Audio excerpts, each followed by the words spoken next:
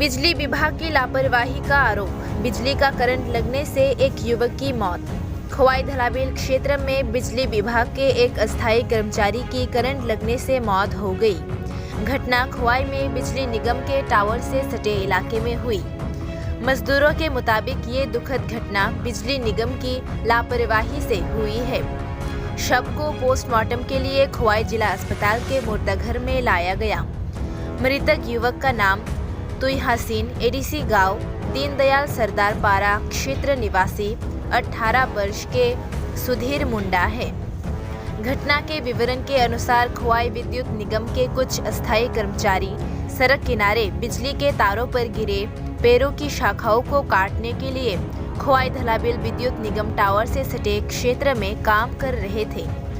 तार से गिरी बस को काटते समय सुधीर मुंडा को करंट लग गया।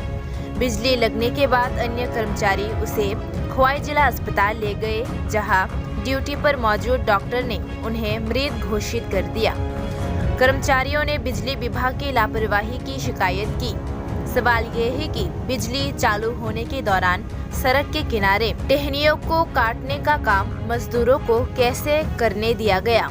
उनका दावा है कि ये घटना कार्यालय की लापरवाही के कारण हुई है।